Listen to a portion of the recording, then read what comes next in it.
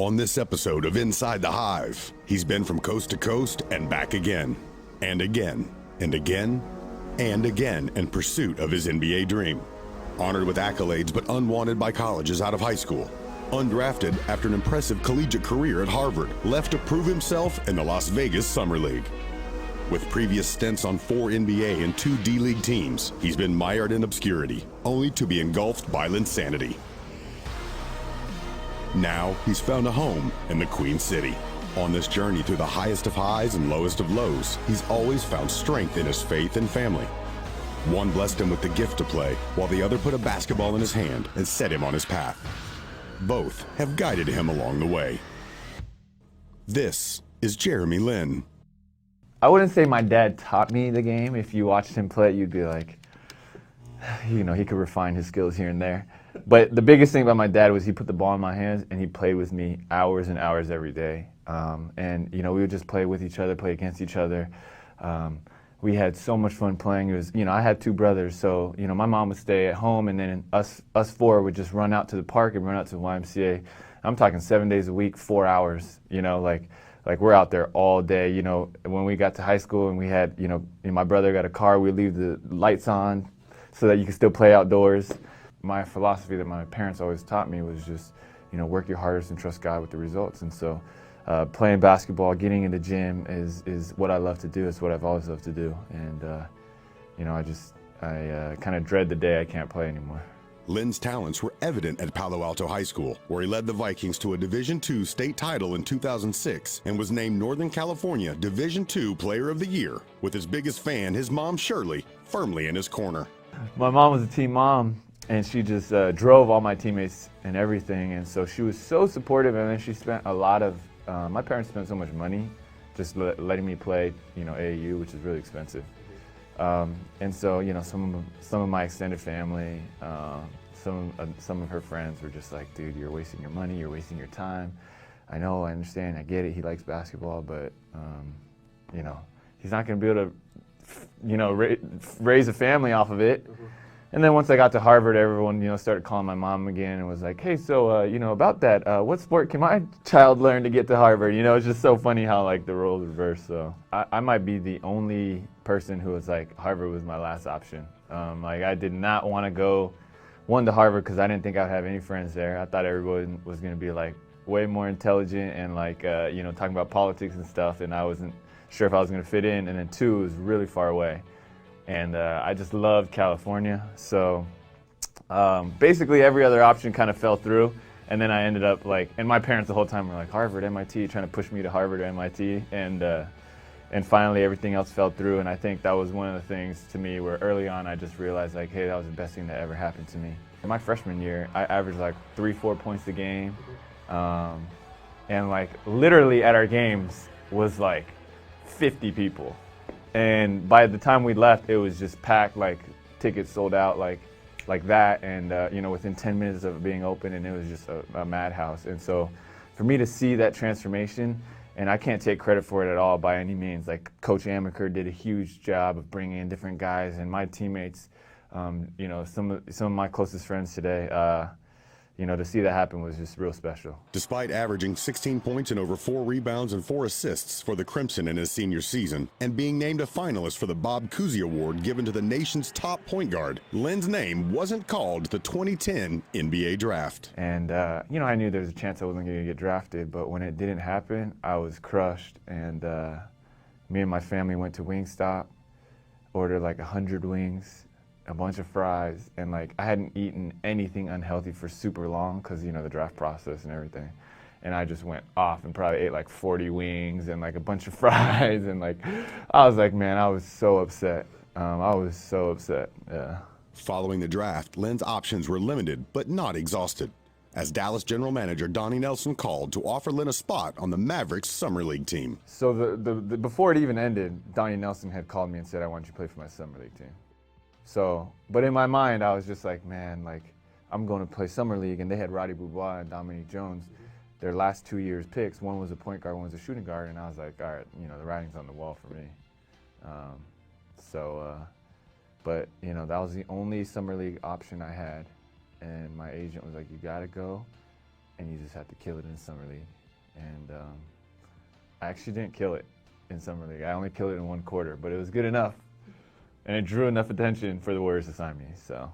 While in Golden State, Lin formed a special bond with current Hornets assistant coach Stephen Silas, who held the same position with the Warriors and helped Lin transition to the NBA. Especially being in the Bay Area where they have such a vast Asian population, and him being from that area, it was tough for him. And, you know, he was like the 13th, 14th, 15th, 16th man, you know, and didn't play very much. Coming from an Ivy League school to the NBA the next season, and really having the rookie adjustment, let alone, you know, the cultural adjustment as far as the outside looking in and learning how to play. So what we did is, you know, every day we'd be in an hour and a half before practice starts, and we just work on his game, different parts of his pick and roll game, his shooting, his little floaters, and where he could learn, you know, how to be a point guard in the NBA. And little did we know, 6-7 years later, we'd be back together and all the Linsanity stuff happened, and it's great to see. Yeah, I think, you know, I think if I didn't have that love for the game, I probably would have stepped away or not have made it. And I am smart enough to know that, you know, even though I am talented and even though I put work into it, that doesn't mean you're going to make it, you know? Lin quickly developed a fan base of Warriors fans as the first American of Chinese or Taiwanese descent to play in the NBA, and received a standing ovation when he checked into Golden State's first preseason game of 2010 at Oracle Arena in the fourth quarter. Honestly, when I stepped on the court, like, you know that feeling of just extreme adrenaline? Like, it was excitement, disbelief, anxiety, extremely nervous, super thankful. It was just everything, and every type of extreme emotion all mixed into one. So for me to finally be there and to be in that same gym that I grew up like always wanting to go watch Warriors games at, I mean, it was just so surreal. The first few months of the season were disastrous. So I was like airballing shots and everything, just really, really nervous. So when you talk about pressure, that to me was another progression that I had to make in terms of taking that pressure off of just, you know, feeling like I'm in the spotlight. Lin averaged just 2.6 points and 1.4 assists in limited time with Golden State his rookie season, appearing in 29 games.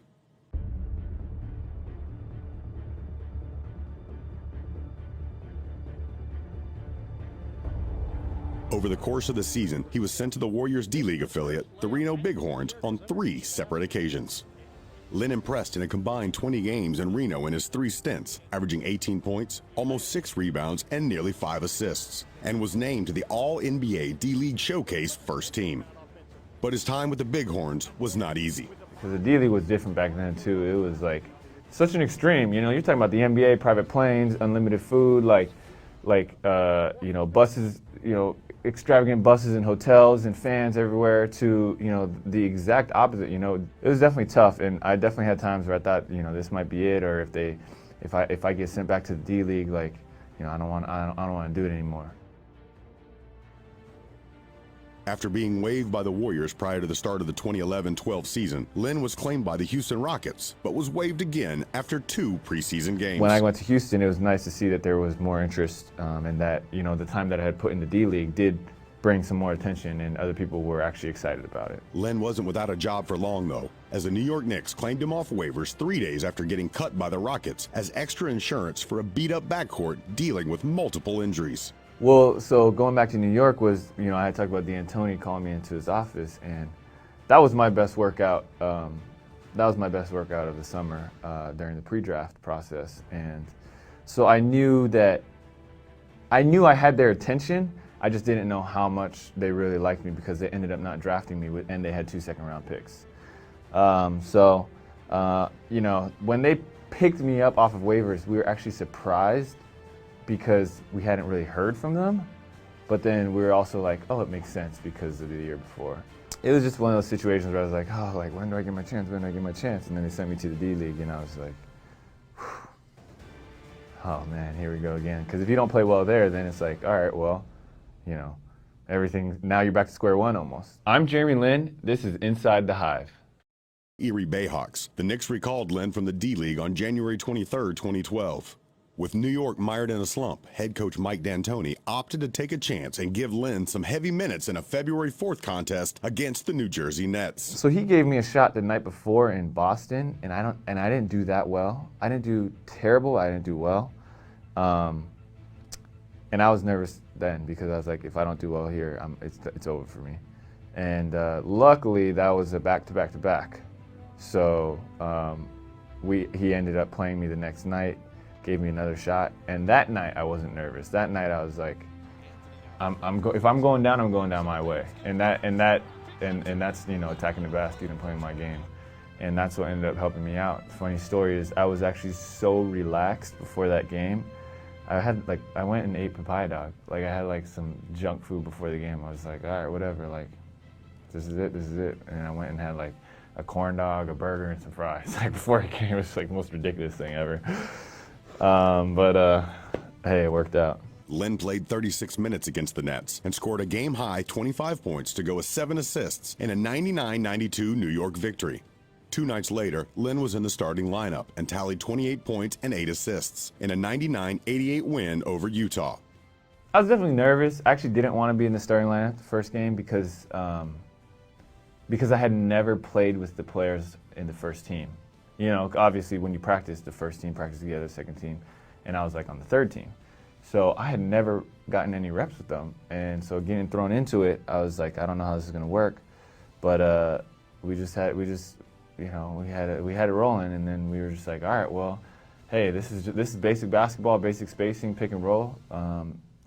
Let's just stay with it. Who's this kid? Already cut twice this season. Wait, not drafted? Wait, Nobody thought he could play. Jeremy Lin came from nothing to greatness. I don't think you have to be a sports fan to hear about this.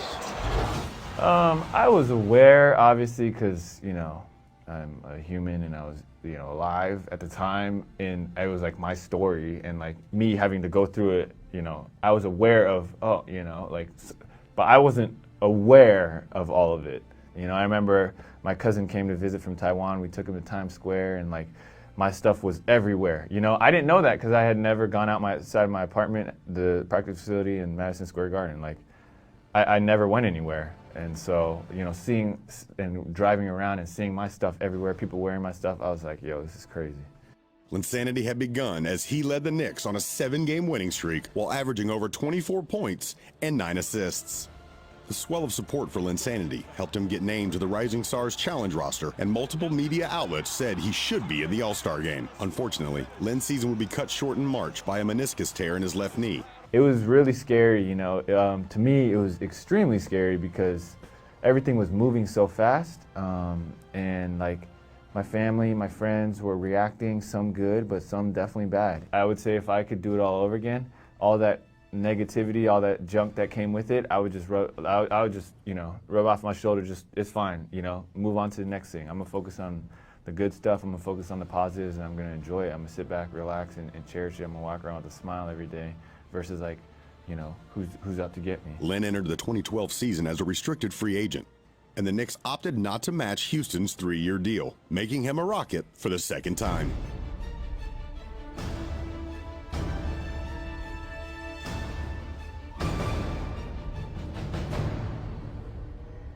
The biggest thing I learned from my 2 years there is just it removed me from anything Linsanity related.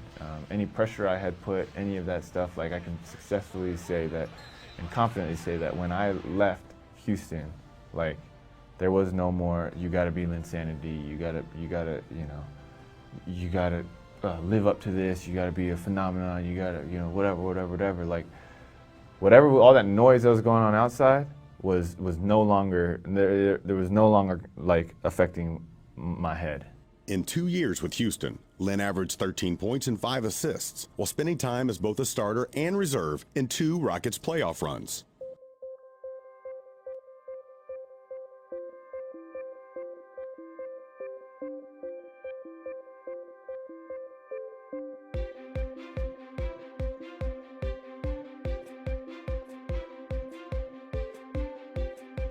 Then in the summer of 2014, he was traded to the Los Angeles Lakers, returning to the West Coast. I would say it's comparable to, last year was comparable to my rookie year. you know, it was just disappointing because the expectations in my mind were so high, and I thought it was going to be a fresh start, and I thought there was going to be so many opportunities, and we were going to have so much fun, and then, you know, I had a lot of friends and family that lived in LA, and my brother, the same one who I crashed on his couch, him and his wife, moved to LA 2 weeks before I got traded to LA. So I was like, oh, this, you know, works out. And just the amount of disappointment that came with the season, I would say it was very, very difficult. Lynn admittedly did not find as much success with the Lakers as he had hoped, averaging over 11 points and nearly 5 assists.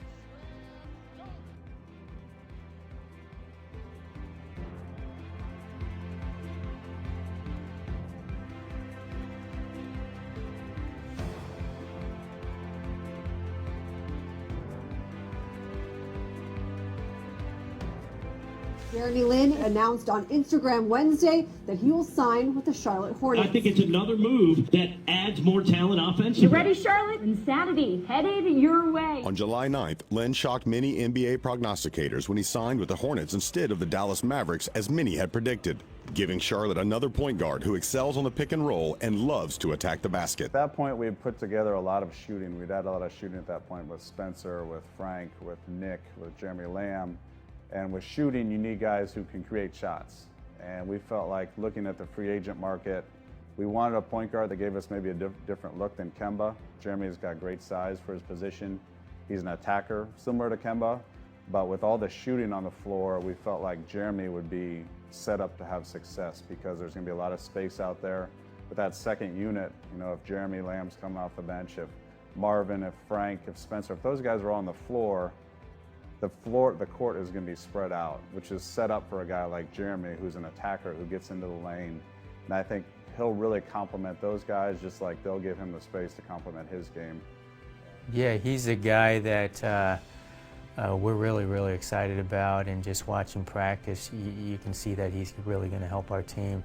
And again, this should be an opportunity where he can prove to people that he's, to me, a starting level player or a really, really high level backup. You know, I have had some experience in the past playing for, you know, coaches who may not have necessarily wanted me or would choose to have me on their team. And it makes a big difference. And Coach Cliff really wanted me here. And from my conversations, I knew he was very honest, I knew he was open, and I knew he was really, really smart. See, I see him as both a point guard and an off guard. You know, he played the 2 at Harvard. He's really strong, he's big, but he can get the ball going towards the basket, you know, into the paint on anybody. You know, I just knew, like, Coach Cliff was very, very upfront with me, and I really appreciated that. And honestly, of all the coaches, or of all the opportunities I had out there, he was by far the most excited. And the other part is Coach Silas, too, having a relationship with him and trusting him and talking to him. I didn't think we'd be able to get him. You know, I knew there were other teams that were interested in him, and I figured, you know, with the success that he's had, it would be hard for us to get him. So for us to actually be able to sign him was great for me. And we're ecstatic to have him because I think he's going to bring a whole new dynamic to our team. Lin's addition was evident in the preseason as he led the Hornets in both scoring and assists. Still, it's not time to talk about expectations or a return to Lin's sanity. He just wants to be a key piece in helping get the Hornets back to the postseason. That's the tough part. That's where I don't try to get too into it anymore. I don't try to get too into expectations. That's really, after my LA experience, for me, it's like, look, I'm gonna take one day at a time. I'm gonna enjoy each day, and I'm gonna make sure that I do my best. At the end of the day, I can kind of go back to the motto that I was saying. I worked my hardest and I trusted God with the results. And I think when I do that, I don't have to worry about the expectations, or the expectations don't necessarily have to drive me or have more have more control. Like, I don't have to be obsessed with, you know, what I feel, what needs to happen. You know, there's a liberation or a freedom that comes with that, and that doesn't mean I work less hard. It means I changed my mindset.